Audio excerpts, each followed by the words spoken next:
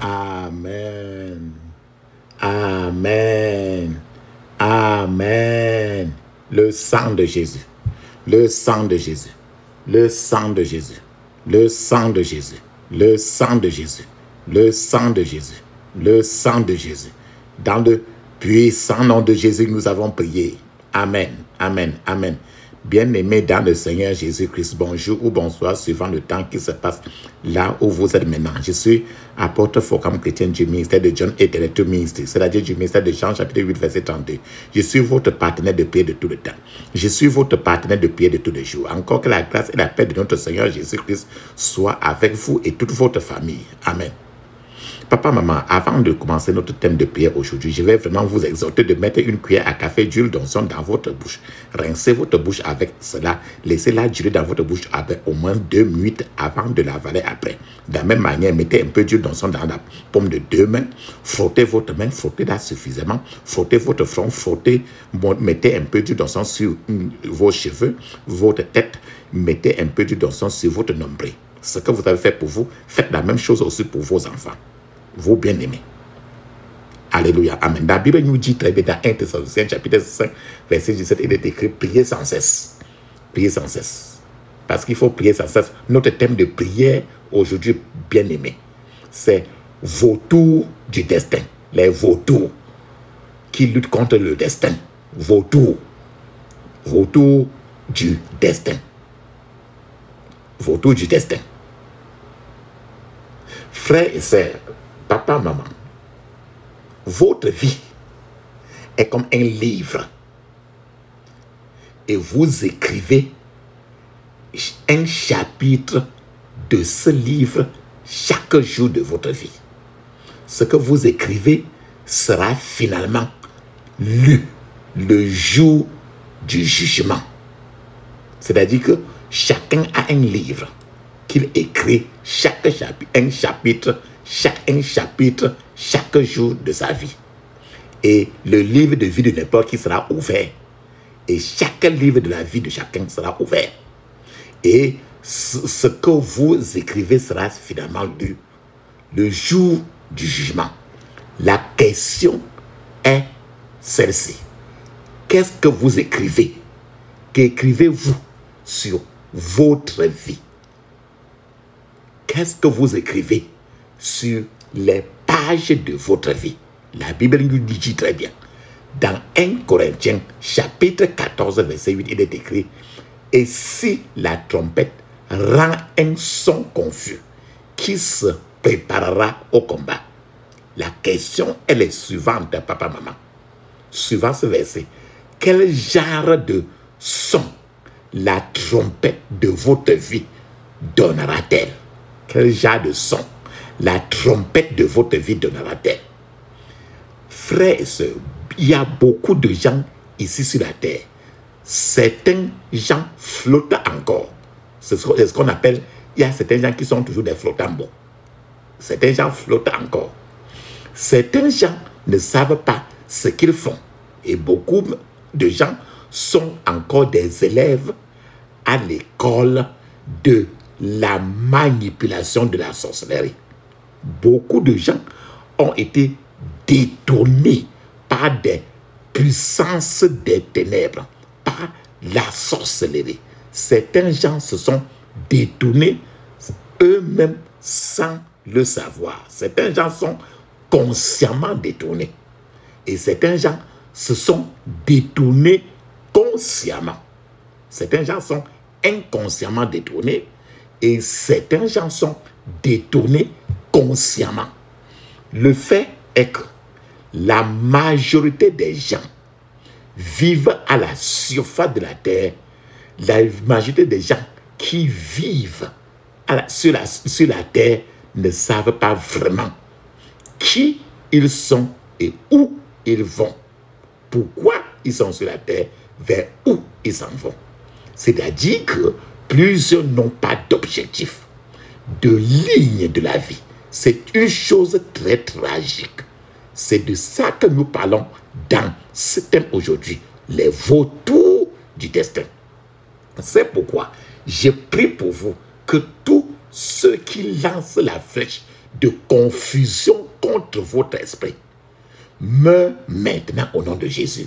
Papa, maman, la Bible dans Ecclésiaste chapitre 10, verset 7, il est écrit: j'ai vu des esclaves aller à cheval et des princes marcher à pied comme des esclaves.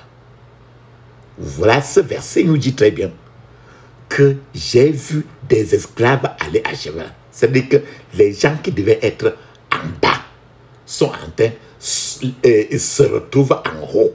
Et les gens qui devaient être en haut se retrouvent en bas. C'est ça que la Bible dit.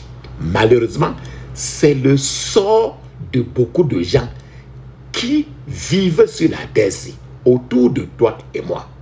Ce verset de Ecclésiaste chapitre 10, verset 7 est plein de sens, mais l'essentiel de ce qu'il dit est que beaucoup de gens ne sont pas là où ils sont censés être dans leur vie. Beaucoup de gens ne sont pas là à la place où ils sont censés être dans leur vie. Les esclaves ont pris le contrôle du cheval des princes. Et les princes sont en train de marcher comme des esclaves nu-pieds par terre.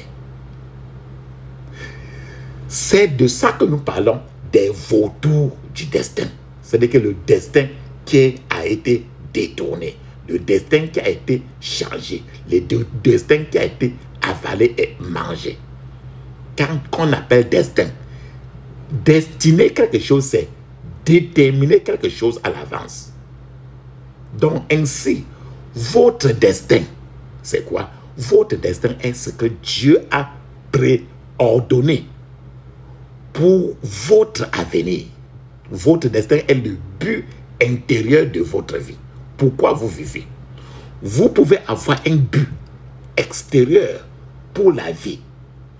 Le but même intérieur de ta vie.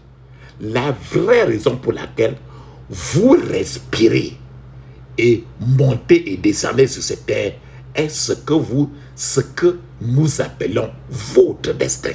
La raison pour laquelle Dieu t'a envoyé sur la terre, c'est ça que nous appelons le destin. Donc, votre destin est une condition. Votre destin est défini comme une condition préordonnée par Dieu pour vous. Donc, dans ce passage, nous voyons un homme qui a été ordonné prince, mais qui est devenu va-nu-pied, qui est devenu esclave. C'est ce de quoi ce passage de Ecclésiaste est en train de dire. Que nous voyons les princes marcher à pied et les esclaves qui sont en train d'aller avec des grosses voitures et des avions. Nous voyons un homme qui a été ordonné prince, mais qui est devenu un va-nu-pied, un esclave. Son avenir prédestiné était d'être un prince. Papa, maman, votre avenir, votre destinée est le but de Dieu pour votre vie. Votre destinée est le plan et le programme de Dieu pour votre vie. Dieu ne vous a pas envoyé ici pour vous amuser. Il ne t'a pas envoyé sur la terre pour blaguer.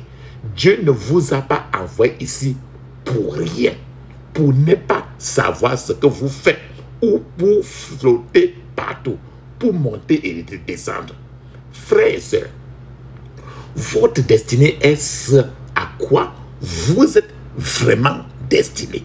Votre destinée est ce que vous avez été appelé sur cette terre à être et à faire. Pose-toi toujours cette question. Votre destinée est la raison pour laquelle vous êtes né. Ou votre destinée sont les attentes du ciel de notre Dieu pour votre vie. Ce ne sont pas tes attentes, les attentes de la société ou bien de ton père et de ta mère, mais c'est les attentes du ciel pour votre vie. Qu'est-ce que le ciel attend de vous ici sur la terre, papa, maman? Le ciel veut-il simplement que vous veniez, qu'on vous accouche et que vous veniez, vous vivez pour boitier? Le ciel veut-il simplement que vous veniez, que vous vous mariez, si c'est possible, que vous obtenez des diplômes, des certificats, que vous ayez des enfants et qu'à la fin de la journée, vous mouriez et soyez enterrés. Est-ce que c'est tout votre destin? Vous croyez que c'est ça? Si c'était ça, le Dieu aurait pu parler et la terre serait remplie des enfants. Ce serait... Serait-ce tout ce que les cieux veulent que vous veniez faire ici sur la terre? Votre destinée, votre destin, est ce qui est écrit dans les registres célestes vous concernant. Tu peux ne pas savoir. Aujourd'hui, tu vas chercher à savoir ce qui a été écrit dans les registres du ciel et qui vous concerne. Votre destinée est ce que Dieu avait en tête. L'intention originelle de Dieu avant de vous créer et de vous envoyer ici-bas.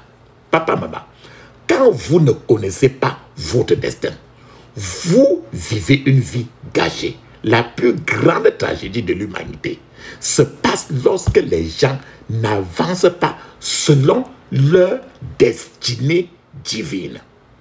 Lorsque les gens n'avancent pas comme Dieu le veut, lorsqu'ils ne s'assoient pas là où Dieu le veut, ou ne se tiennent pas là où Dieu le veut. C'est ça le problème.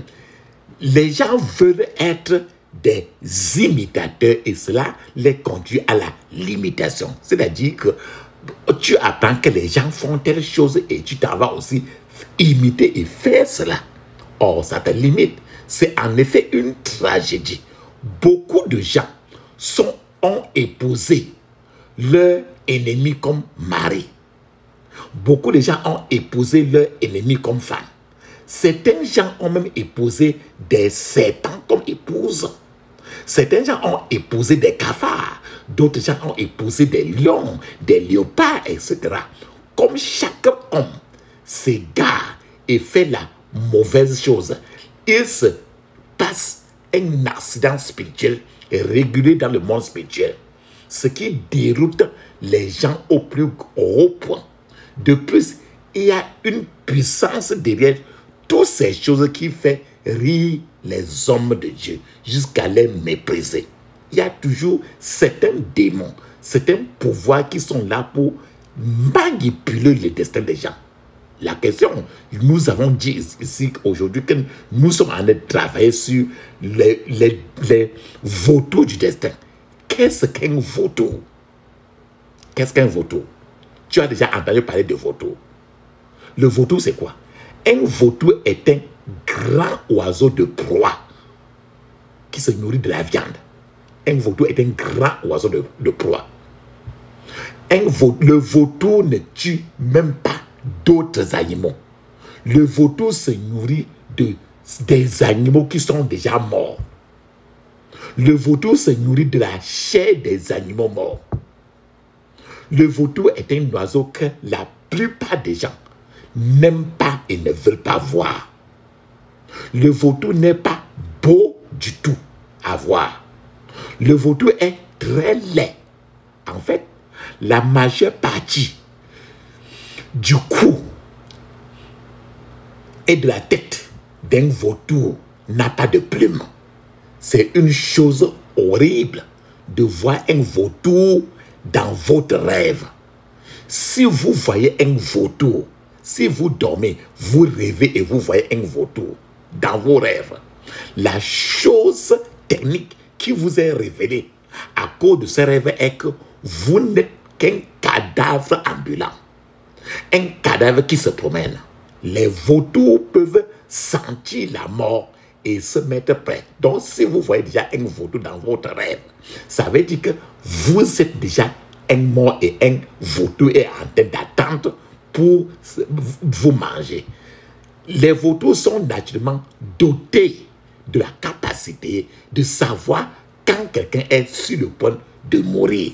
Ce qui fait que si tu rêves et tu vois un vautour, ça veut dire qu'il y a trop de choses en toi qu'un vautour est en train d'attendre pour avaler. En temps de guerre, Vous voyez souvent des vautours attendre patiemment que les militaires, les soldats qui sont mourants abandonnent pour pouvoir fondre, pour que les vautours maintenant tombent sur eux pour les manger. C'est pourquoi on dit souvent que le vautour est un oiseau très patient, parce qu'il attend quand il sent que quelque chose est au point de mourir. L'oiseau reste tranquille pour attendre. Papa, maman, est-ce qu'une fois déjà dans votre vie, vous avez vu un vautour, oiseau qui vient le plus souvent se percher quelque part autour de chez toi? Ça veut dire qu'il y a quelque chose qu'il guette et il est très patient là-dessus. C'est quelqu'un qui s'est transformé en oiseau et il guette quelque chose à avaler. Le vautour a une vue très perçante comme l'aigle. Les yeux du vautour percent et il voit très loin. Le vautour peut sentir la personne presque morte et ensuite attendre que la personne meure. C'est pour ça qu'elle dit que le vautour est très patient. Quand je dis vautour ainsi, comprenez quelqu'un qui se transforme en oiseau pour avaler autre chose dans la vie de quelqu'un. Il y a des milliers de vautours spirituels qui attendent de se nourrir ou se nourrissent de la chair de nombreux destins. Les animaux physiques, comme tu vois là, comme les vautours, c'est un oiseau physique. Quand tu parles des animaux physiques, les animaux physiques ont des homologues spirituels. Et chacun d'eux dans l'esprit signifie quelque chose de complètement différent. Ce qui fait que quand tu vois un vautour physique, dans le monde spirituel, ça signifie quelque chose de très différent. Le vautour est l'un des animaux impurs que la Bible dit que nous ne devons pas manger. Le vautour qui a mangé le destin de Esau. Esau était le frère jumeau de Jacob. Les deux enfants étaient les enfants de Isaac et Rebecca. Donc, le vautour qui a mangé le destin de Esau était un plat de nourriture ordinaire. Rappelle-toi très bien que Esau a vendu son destin à Jacob à cause d'un plat de nourriture. Donc, le plat de nourriture qui a permis à Esau de perdre son droit d'aînesse, c'était le vautour qui a avalé le droit d'aînesse de Esau. Et cela se passe encore de nos jours. Le vautour qui a mangé le destin de certains gens au milieu de nous, c'est par exemple le confort. Ce qui a dévoré le destin de certains gens autour de toi, c'est peut-être le vautour du découragement, le vautour du confort. Il n'y a pas de récompense, papa, maman, pour avoir essayé quelque chose. Il n'y a aussi non plus de récompense pour avoir fini quelque chose. Si vous abandonnez un projet, quelque chose que vous avez commencé au milieu d'une course, alors que vous étiez devant, lorsque vous êtes arrêté, vous ne recevrez rien. Tu commences quelque chose, tu ne finis pas, tu ne reçois rien. Un autre vautour qui dévore le destin de certains gens maintenant sur la terre, c'est le vautour qu'on appelle le vautour de la déception. Parce que la déception là maintenant avale le destin des gens. C'est-à-dire que quelqu'un commence quelque chose à un certain niveau, le vautour de la déception le déçoit et il abandonne. Il est triste. Mais c'est vrai aussi qu'il y a des gens qui ont déjà expérimenté le mouvement de la puissance de Dieu dans leur vie. Mais maintenant que je vous parle, ces gens qui ont déjà expérimenté le Saint-Esprit dans leur vie, c'est devenu une chose du passé. Parce que le vautour de la déception les a déçus et ils ont abandonné et le Saint-Esprit a quitté. Je vais vous donner un témoignage. Il y avait un frère qui était si doué dans les choses de l'esprit. Il était si doué qu'il pouvait comprendre le langage des oiseaux. Mais très vite, cette chose-là, dans ce frère-là, est devenue une chose du passé dans sa vie. C'était si terrible. C'était devenu maintenant si terrible que si les êtres humains parlaient même, ce frère-là avait du mal à comprendre le langage humain. C'est le vautour de la déception. Beaucoup ont pris congé aujourd'hui. Beaucoup de gens ont pris congé sabbatique loin de la présence de Dieu, de la présence du Seigneur. Et pour certains, parler à Dieu aujourd'hui, c'est comme parler à un mur de briques. Ces gens doivent savoir que les vautours du destin sont à leur trousse et ils les laissent les rattraper. Ce sera très triste. C'est pourquoi les rêves, quand tu as un rêve et que tu te trouves nu dans le rêve, ce genre de rêve ne doit pas être pris à la légère. Parce que si tu te trouves nu dans un rêve, sache qu'il y a un vautour du destin qui est déjà là pour avaler quelque chose dans ta vie. Les rêves où tu te trouves et tu trouves quelqu'un ou bien un serpent ou bien n'importe, les gens en train de te poursuivre, ces genres de rêves ne doivent pas être pris à la légère. Parce que c'est une indication, une personne poursuivie dans un rêve ne peut pas se concentrer dans la vie. Quand tu as les rêves où tu te retrouves en train de te poursuivre, ce genre de personne ne peut jamais se concentrer. Il ne peut jamais être stable dans la vie à cause du fait qu'on le poursuit. Donc, ce vautour de la poursuite est là derrière lui. La personne ne peut pas être stable. La personne ne peut pas se marier. Si tu rêves et on te poursuit et que tu es marié, ton mariage est déjà dans la bouche d'un vautour. Beaucoup de gens sont poursuivis comme ça dans nos vies, dans la vie maintenant. Je vous donne un témoignage. Une certaine sœur était harcelée par l'ennemi. Chaque fois que la sœur priait, elle voyait toujours dans la vision ou rêve sa mère et sa maman lui disaient que tu peux courir où tu veux. Je suis ta mère, je t'attraperai bientôt. Elle rêvait chaque fois, elle voit toujours sa maman. Chaque fois qu'elle priait contre les problèmes qu'il a, et quand il commence à prier, elle voit sa mère. Sa mère apparaît toujours. Finalement, ce qu'elle voyait, à la fin de compte, ce que la sœur voyait dans les rêves, c'était l'ennemi. C'était le vautour de son destin qui la poursuivait et l'empêchait d'être mariée, qui l'empêchait d'avoir un foyer stable. Ce genre de personne qui est poursuivie à tout prix ne peut pas être stable dans un travail, ne peut pas être stable dans un foyer, ne peut pas être stable, ne peut pas se marier. Tout ce qui existe a été conçu dans l'esprit, papa, maman, dans l'esprit de Dieu. Quand Dieu pour créer n'importe quoi, il conçoit d'abord quelque chose dans son esprit avant qu'il ne vienne à l'existence.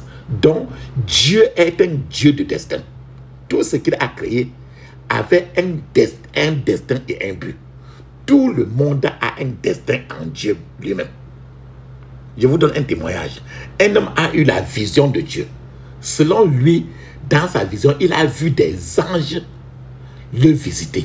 Il a vu des choses qui sont très bien dans les rêves. Alors, pendant que les anges le promenaient dans le rêve pour lui montrer des choses très bien, dans le rêve, il a vu un homme très riche dans le rêve. Un homme respectable qui traversait la route. Et les anges ont traité l'homme-là avec trop de respect. Et le frère a demandé aux anges que, mais qui est ce grand homme qui vient et les gens le respectent comme ça? Et l'ange a répondu à ce frère-là que, eh bien, cet homme que tu vois, cet homme, c'est l'homme que toi, tu es censé être. Mais tu as refusé d'être ce que tu es censé être. Tu vis là où tu es maintenant une vie de seconde main, une vie de friperie. Tu collectionnes des miracles de seconde main, des miracles qui sont passés par la friperie. Là où tu es là, tu vis dans une maison de seconde main. Dans la maison où tu vis maintenant, c'est une maison de friperie.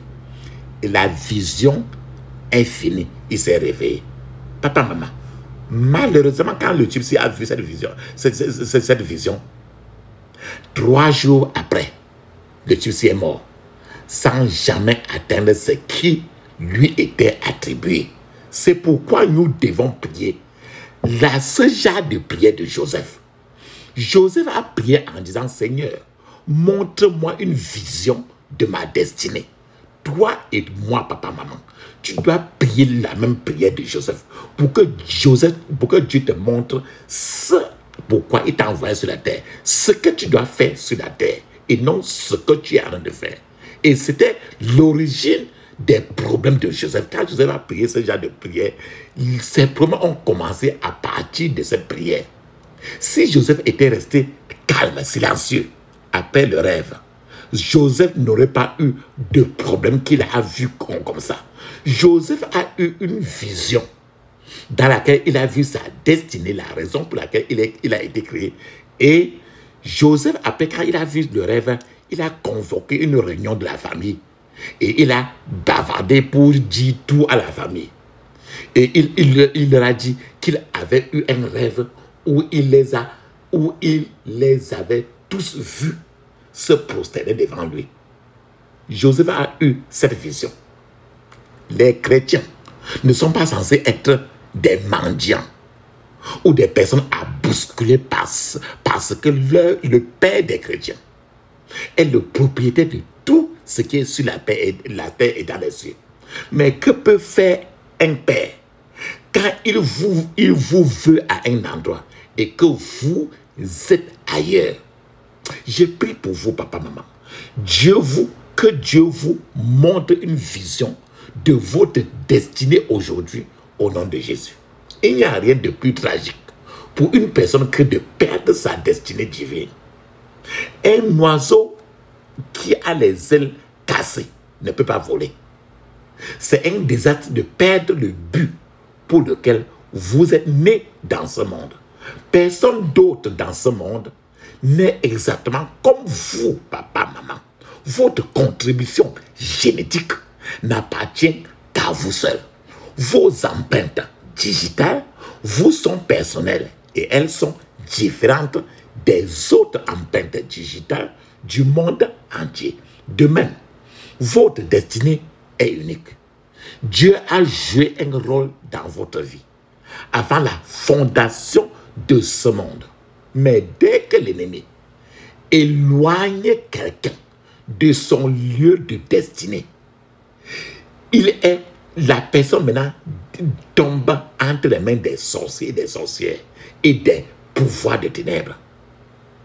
Si la personne rentre maintenant pour crier à Dieu, et Dieu dira à la personne, mon fils ou ma fille, que fais-tu à cet endroit où tu te trouves?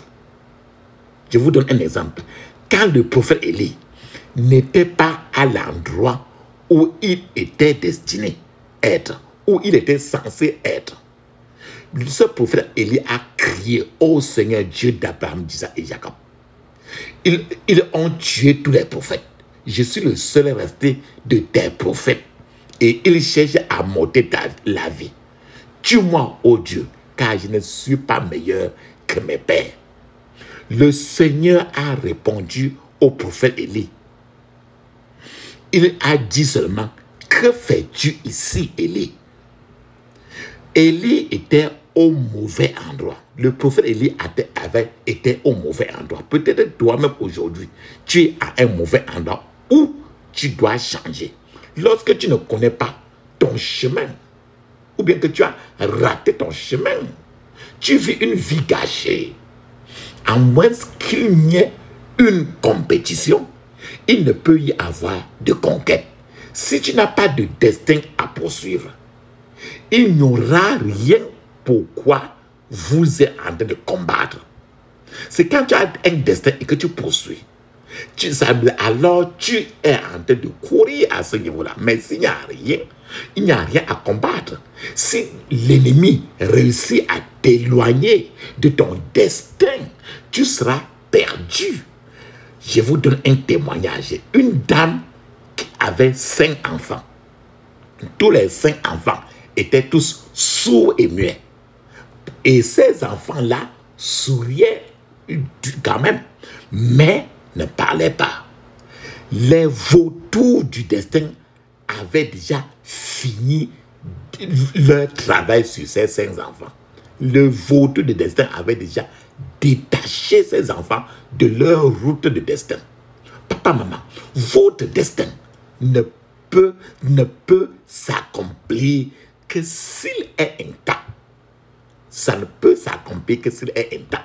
Si votre destin est touché, ça devient difficile. Le destin de ces enfants, ils sont là, mais ils sont sourds-muets. Ça veut dire que leur destin a été déjà touché. Quand le plan de votre destin n'est pas connu, ou le plan de votre destin est perdu, ou bien emprisonné, ou bien enterré quelque part, cela signifie que les vautours du destin sont en train de malmener votre vie. Il y a un département dans le royaume des ténèbres, dans le monde satanique, qu'on appelle le département de la manipulation du destin des gens. C'est tout ce qu'ils font là-bas. Et quand une personne est manipulée pour échapper à sa destinée, même les prières les plus solides seraient un travail difficile. Et la lecture même de la Bible ne serait pas facile du tout. Papa, maman, maintenant, je vais vous donner quelques stratégies des vautours de destin. Les stratégies que les sorciers, les marabouts, quoi que ce soit, font pour détourner les gens de leur destin. La première stratégie, c'est l'ignorance. Les vautours de destin ont de nombreuses stratégies, mais la principale est de rendre une personne ignorante de sa destinée personnelle. La Bible dit que vous connaîtrez la vérité et la vérité vous rendra libre. C'est la vérité que vous connaissez qui vous rendra libre. Cette vérité-là que vous ne connaissez pas ne peut pas vous libérer. Lorsqu'une personne ignore sa destinée personnelle, cette personne vivrait sa vie dans un plan sans un plan de sa destinée. Il existe quelque chose appelé le plan de la destinée. Un bon lecteur de la Bible remarquerait que chaque fois que Dieu a une mission à accomplir, Dieu appelle quelqu'un et lui donne le plan. Dieu a appelé Moïse pour aller libérer son peuple. Dieu lui a dit, veille à faire tout selon le modèle que je t'ai donné, que je t'ai montré. Voilà ce que Dieu a dit à Moïse. Dieu disait à Moïse de suivre le plan qu'il a donné à Moïse. Papa, maman, connaissez-vous le plan de votre destinée? C'est ça que tu vas demander à Dieu aujourd'hui. Qui vous a demandé de suivre ce cours que vous allez suivre à l'université? Avez-vous le plan de votre destinée?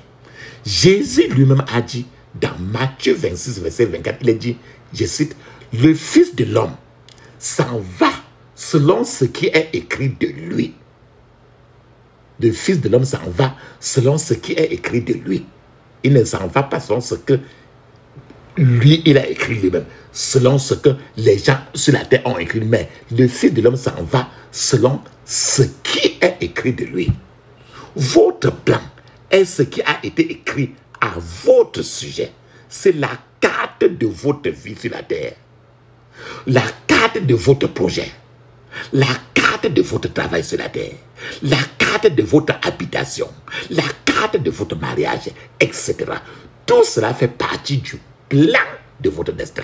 Si vous n'avez pas de plan, ou si votre plan est erroné, toute la structure que vous avez mise sur cette destinée va s'effondrer. Je vous ai dit que tant que la destinée ne peut marcher que si elle n'est pas touchée. C'est le bon plan qui vous donnera un but et une direction. Papa, maman, la prière pour connaître le plan de votre destinée peut vous prendre 5 minutes. Elle peut vous prendre 10 minutes. Elle peut vous prendre 1 heure de temps. Cette même prière peut vous prendre même 1 mois.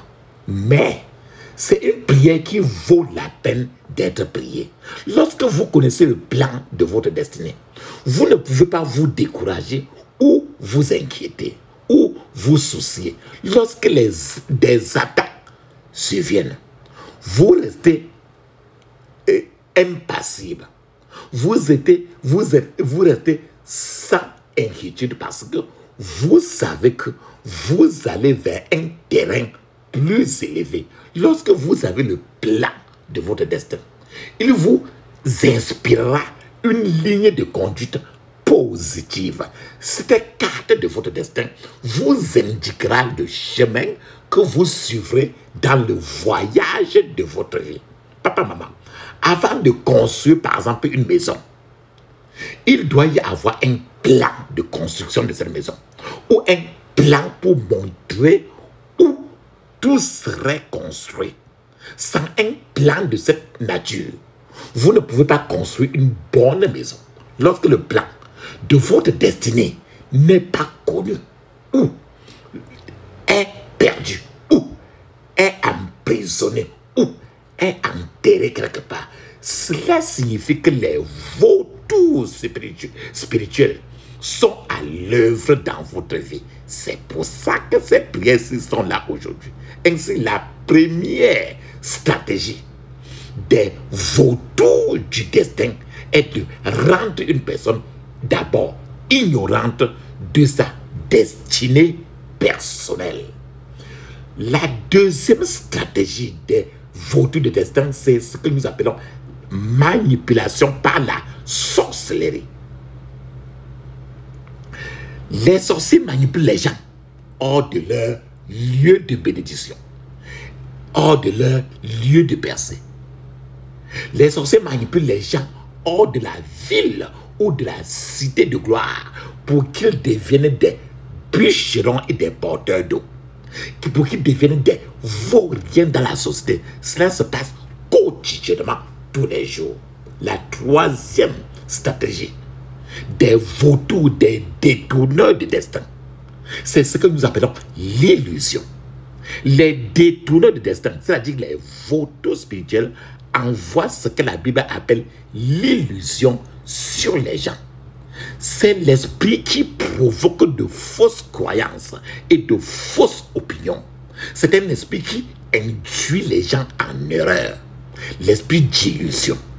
La quatrième stratégie des détourneurs de destin, des vautours de destin, c'est qu'ils jettent des sorts, des mauvais sorts sur des gens.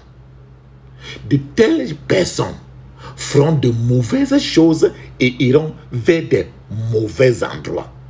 Donc, les sorciers jettent sur les gens, détournent les gens pour qu'ils vont toujours vers les mauvaises routes, vers les mauvais lieux, les mauvaises églises, les mauvais endroits qui vont compliquer leur vie. La cinquième stratégie des vautours de destin, c'est-à-dire que des détourneurs de destin, c'est qu'ils envoient des esprits méchants contre la percée des gens. Ils envoient des démons méchants, des esprits méchants, des démons contre la destinée des gens. La sixième stratégie des vautours de destin, c'est que sont eux qui parrainent des déclarations, des confessions négatives contre les gens. C'est-à-dire que dit des choses négatives, dit des choses mal, pour les qui maudissent les gens. La question, papa, maman, comment pouvez-vous alors vous délivrer de ceux qui détournent ton destin? Peut-être que ton destin a été enterré, a été détourné, a été déjà volé. Peut-être là où tu es, tu n'es pas là où le Seigneur t'avait placé. Alors, comment dois-tu te délivrer de ces vautours du destin? La première condition, vous devez d'abord naître de nouveau. Sinon, les vautours du destin vous poursuivront depuis le sein de ta mère jusqu'à ce que tu n'ailles à la tombe. Donc la première question, naître de nouveau. La deuxième condition, prier pour découvrir qui vous êtes vraiment. C'est un point de prière très important. La troisième chose, c'est de prier pour la révélation de votre plan de destinée. Il faut que Dieu vous donne le plan de votre destinée. C'est la raison de des prières aujourd'hui. Tu vas prier aujourd'hui jusqu'à être fatigué. La troisième condition, c'est de prier pour la révélation. La quatrième condition, c'est déconnectez-vous des personnes négatives. Séparez-vous des gens qui vous font du mal, des gens qui vous disent tout les négatifs, celles qui ne vous feront pas avancer votre vie. Amen. Amen. Alléluia. Amen. C'est justement celles des gens qui ne feront pas avancer votre vie. La Bible dit que si vous vous si vous marchez avec les sages, vous serez sage. Mais si vous êtes un compagnon des insensés, vous allez faire la perdition. La cinquième stratégie des détourneurs, la cinquième stratégie pour être délivré des vautours de destin, des détourneurs de votre destinée. Surveillez ce qui sort de votre bouche. Surveillez votre langue. La cinquième condition pour être délivré des vautours de votre destin. Marchez dans la sainteté. Marchez dans l'honnêteté. Marchez dans l'intégrité. Tout comme le vautour. Papa, maman, je vous ai parlé du vautour aujourd'hui. Tout comme le vautour est un oiseau patient. Les manipulateurs du destin des gens, les sorciers qui manipulent pour détruire le destin des gens, pour détourner le destin des gens, peuvent suffisamment attendre qu'une personne vieillisse avant de l'achever. Ce serait un désastre si vous ne savez pas vraiment qui vous êtes, car quelqu'un d'autre vous le dira. Si quelqu'un est en train de vous montrer là où tu dois marcher, la personne sera toujours en train de vous conduire vers la mauvaise route. C'est ça un désastre. Lorsque vous ne savez pas dans quelle direction vous êtes en train d'aller, quelqu'un d'autre vous indiquera une autre direction qui n'est pas la direction que ton Dieu, mon Dieu, a prévue pour toi. Puis des esclaves prendront les chevaux de votre vie. Les esclaves monteront ainsi sur le cheval de votre vie. Et les princes marcheront comme des esclaves. Cela nécessite des prières. Prières très sérieuses, papa, maman. Et c'est ce que nous devons faire aujourd'hui. Il est temps que le Saint-Esprit reprogramme beaucoup de gens qui ont perdu le chemin de leur vie. Il est temps que le Saint-Esprit reprogramme, redirige les gens. Cette affaire, ce métier qui n'a pas fait avancer votre vie, cette profession que tu as de faire, ce métier, ce business que tu as de faire et que tu sais, c'est que ça n'a pas avancé ta vie. Vous devriez aujourd'hui demander au Seigneur si vous devriez vraiment le faire. La maison peut-être dans laquelle vous vivez jusqu'alors, qui n'a pas fait avancer peut-être votre vie. Il est temps, papa, maman, de savoir si c'est l'endroit où vous devriez être. Il est temps de dire au Seigneur, je veux connaître la signification de ces rêves de rétrogradation du destin que je vois le plus souvent. Il est temps, papa, maman, pour vous d'analyser où vous êtes, où vous allez et ce que vous ferez pour y arriver. Soit vous connaissez votre plan de vie, soit vous ne le connaissez pas. Il n'y a pas de camp intermédiaire. Il n'y a pas d'à peu près dans le destin de l'être humain. Il y a des gens qui luttent pour avoir des grains d'arachide, alors que le Seigneur a l'abondance pour ces gens-là. Mais que pouvez-vous faire lorsque vous ne voyez pas cette abondance?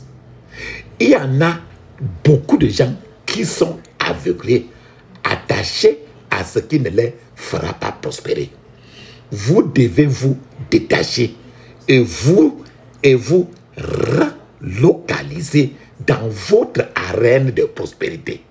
Certains gens sont à près de 2000 km ou 3000 kilomètres loin de leur destin.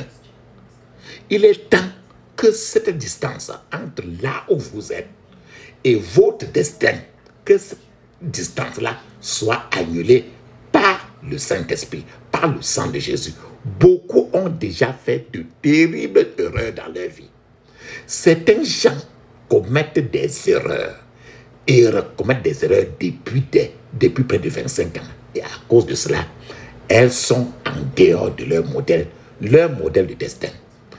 Ces gens-là doivent faire des prières pour revenir en ligne avec ce que Dieu veut qu'elles soient. Certains gens ont construit leur maison au mauvais endroit et les esprits, les démons de cette terre, là où ils ont construit leur maison, là, les combattent nuit et jour. Ce sont des choses que nous devons aborder aujourd'hui. Ce sont des choses que nous devons aborder aujourd'hui. La puissance est dans le sang de Jésus. La puissance est dans le sang de Jésus. La puissance est dans le sang du roi des rois. La puissance est dans le sang de Jésus. Le pardon est dans le sang de Jésus. Je le crois. Le pardon est dans le sang de Jésus. Le pardon est dans le sang du roi des rois. Le pardon est dans le sang de Jésus. Alléluia, amen. Papa, maman, couvre maintenant tes yeux. Ouvre ta bouche, dis ceci. Je couvre mon esprit, mon âme, mon corps et toutes mes possessions du sang de Jésus. Je couvre mon esprit, mon âme, mon corps et toutes mes possessions du sang de Jésus. Dans le puissant nom de Jésus, j'ai prié. Amen. Maintenant, c'est vautour de destin. Nous avons vu le vautour de destin de Esau. C'était le plat de la nourriture. Plusieurs gens ont vendu leur vie à cause de la nourriture. Le destin, ce vautour de destin qui a avalé maintenant ton destin, il faut qu'il vomisse là. Ferme tes yeux, ouvre ta bouche, dis ceci. Vautour du destin. Vomissez mon destin au nom de Jésus. Vautour de destin. Vomissez mon destin au nom de Jésus. Vautour du destin. Vomissez mon destin. Dans le puissant nom de Jésus, j'ai prié. Amen. Tu te rappelles, Joseph a eu une vision de son destin. Et il est parti convoquer la réunion familiale pour bavarder. Et cela a causé des problèmes. Il te faut une vision de ton destin divin. Fais tes yeux, dis ceci. Vision de mon destin divin. Vision de mon destin divin. Tombe sur ma vie maintenant, au nom de Jésus. Tombe sur ma vie maintenant, au nom de Jésus. Dans le puissant nom de Jésus, nous avons prié. Amen. Papa, maman, je vous ai posé la question. Cette carrière, cette entreprise, ce business que tu as de faire et qui ne t'avance pas là, il faut que tu te déconnectes. Ferme tes yeux, dis ceci. Toute carrière ou entreprise qui ne fera pas prospérer ma vie, toute carrière ou entreprise qui ne fera pas prospérer ma vie, soyez déconnectés au nom de Jésus. Soyez déconnectés de moi au nom de Jésus. Soyez déconnectés de moi. Dans le puissant nom de Jésus, j'ai prié. Amen. Dis ceci. L'ennemi ne déterminera pas mon destin. Au nom de Jésus. L'ennemi ne déterminera pas mon destin. Au nom de Jésus. Dans le puissant nom de Jésus, j'ai prié. Amen. Maintenant, l'esclave de la sorcellerie ne doit pas monter sur le cheval de ton destin. Dis ceci. Tout esclave de la sorcellerie, monter sur le cheval de mon destin, Descends vite, au nom de Jésus. Tout esclave de la sorcellerie, montez sur le cheval de mon destin. Descends au nom de Jésus. Descends au nom de Jésus. Dans le puissant de Jésus, j'ai prié. Amen. Je vous ai dit que le vautour destin, ils peuvent manipuler le destin. Donc, quand ils manipulent, tu peux égarer le chemin dont ils t'amènent vers les endroits que le Seigneur n'a pas voulu que tu sois là-bas. Nous avons parlé du prophète Élie, où il se trouvait dans l'endroit où le Seigneur ne l'a pas permis d'être là-bas. Donc, peut-être que tu as égaré ton chemin dans le voyage de ta vie. Tu es dans une carrière où tu ne devais pas être. Tu as construit dans un lieu où tu ne devais pas construire là-bas. Tu es en train de faire quelque chose où tu ne devais pas faire. Tu es dans une filière où tu ne devais pas être là-bas. Ferme tes yeux, dis ceci. Partout où j'ai égaré, partout où j'ai égaré mon chemin dans le voyage de la vie, partout où j'ai égaré mon chemin dans le voyage de la vie, mon Père, aide-moi au nom de Jésus. Mon Père, aide-moi au nom de Jésus. Dans le puissant nom de Jésus, j'ai prié. Amen. Dis ceci. Tout cage de destin familial, tout cage de destin familial, meurt au nom de Jésus. Meurs au nom de Jésus. Dans le puissant nom de Jésus, j'ai prié. Amen. Dis ceci. Tout modèle de destin maléfique, tout modèle de destin maléfique, meurt au nom de Jésus. Meurt au nom de Jésus. Dans le puissant nom de Jésus, j'ai prié. Amen. Papa, maman, tu sais que toi, tu vas prier à Dieu. Mais le diable n'a pas de père. Donc le diable est seul. Donc c'est un bâtard. Il n'a pas de père. Ferme tes yeux, dis ceci. Tout bâtard spirituel qui poursuit mon destin. Tout bâtard spirituel qui poursuit mon destin, meurt au nom de Jésus. Meurt au nom de Jésus. Dans le puissant nom de Jésus, j'ai prié. Amen.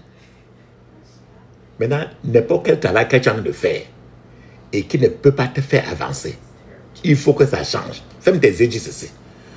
Tout travail qui ne me fera pas avancer, tout travail qui ne me fera pas avancer, Seigneur, change-le par le feu, au nom de Jésus. Seigneur, change-le par le feu, au nom de Jésus. Dans le puissant nom de Jésus, j'ai prié. Amen. Ferme tes yeux, dis ceci. Comme tu as perdu ta route, demande à Dieu maintenant de te remettre dans la route de ton destin. Ferme tes yeux, dis ceci. Où est l'Éternel, le Dieu d'Élie? Où est l'Éternel, le Dieu d'Élie? Lève-toi, avance mon destin, au nom de Jésus. Où est l'Éternel, le Dieu d'Élie? Lève-toi, avance mon destin, au nom de Jésus. Dans le puissant nom de Jésus, j'ai prié. Amen.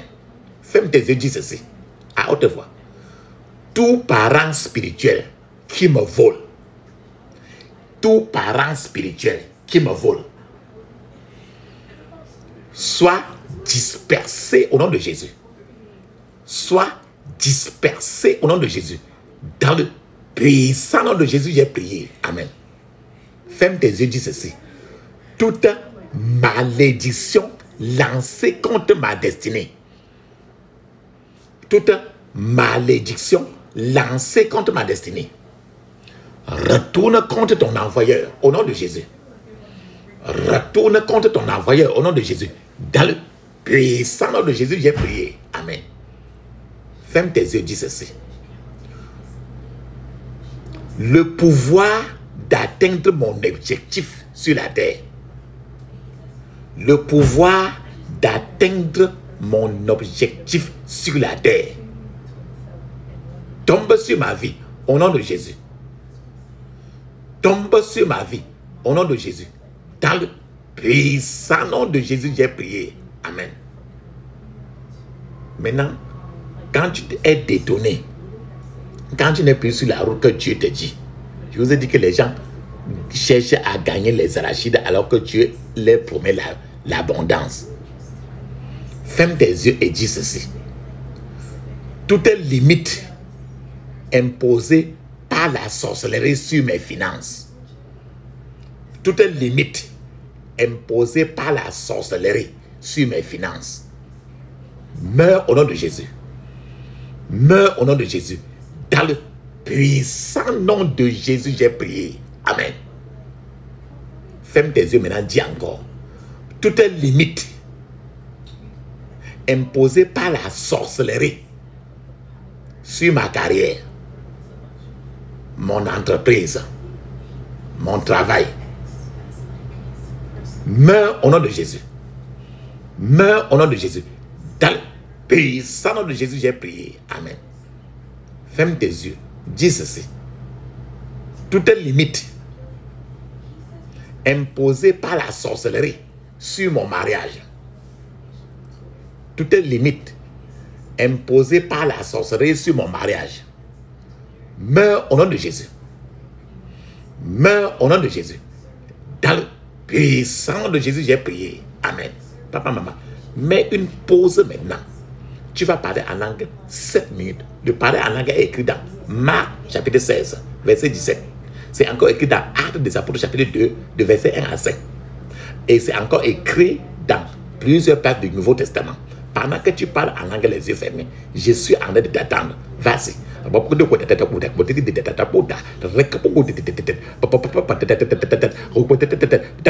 Puissant nom de Jésus, j'ai prié. Amen. Amen. Amen. Mes remerciements, papa, maman, bien-aimé. Si tu as bien parlé en langue 7 minutes, ferme tes yeux maintenant. Il te faut, ferme tes yeux maintenant, crie ainsi. L'onction pour une percée décisive. L'onction pour une percée décisive. Descends sur ma vie au nom de Jésus. Descends sur ma vie au nom de Jésus. Dans le puissant nom de Jésus, j'ai prié. Amen. Dis ceci. Nous allons dire aujourd'hui que tu as besoin, comme Joseph, que Dieu te révèle le plan de ta destinée. On a pris l'exemple de la maison. Quand il n'y a pas un plan de la maison, tu ne peux pas construire bien cette maison. Demande maintenant à Dieu pour qu'il te révèle le plan de ta destinée. Ferme maintenant ta yeux. Ouvre ta bouche. Crie fortement. Dis ceci. Mon Père, révèle-moi le plan de ma destinée. Au nom de Jésus. Mon Père, révèle-moi le plan de ma destinée. Au nom de Jésus. Mon Père, révèle-moi le plan de ma destinée. Dans le puissant nom de Jésus, j'ai prié. Amen. Papa, maman, il est temps maintenant. Ferme les yeux, ouvre ta bouche. Ne dis pas Amen, ne dis pas merci, ne dis aucun mot. Tu as déjà prié. Maintenant, la prière, c'est une communication à deux sens. C'est-à-dire que tu parles, l'Éternel parle aussi. Tu as déjà parlé, donne l'occasion maintenant à ce que l'Éternel te parle aussi. À ce moment, pendant qu'il parle, ferme seulement les yeux, ouvre ta bouche, ne dis aucun mot, ne dis pas Amen. Je vais appeler le Dieu d'Élie. Et quand tu appelles le Dieu d'Élie, il répond toujours par le feu, parce qu'il est un feu dévorant. Je vais appeler pour toi et moi. Feu, feu, feu, feu, feu. Feu, feu, feu, feu, feu. Feu, feu, feu, feu, feu. Feu, feu, feu, feu, feu, feu. Dans le puissant nom de Jésus, nous avons prié. Amen. Amen. Amen. Mes remerciements, papa, maman. Maintenant, nous allons clôturer. Ferme tes yeux, dis ceci. J'interdis toute contre-attaque, regroupement, renforcement contre moi et ma famille, au nom de Jésus. J'interdis toute contre-attaque, regroupement et renforcement contre moi et ma famille, au nom de Jésus. Dans le puissant nom de Jésus, nous avons prié. Amen. Maintenant, on scelle maintenant nos prières. Allons-y. Nous scellons nos prières. Je scelle mes prières dans le sang de Jésus. Je scelle mes prières dans le sang de Jésus, dans le puissance de Jésus, nous avons prié. Amen. Dis Amen cette fois. Amen. Amen. Amen. Amen. Amen. Amen. Amen. Ça, c'est très bien. Papa, maman, il est temps maintenant de parler en langue 7 minutes. Mais je vous demande toujours de parler en langue au moins 30 à 1 heure de temps. Allons-y, on parle en langue.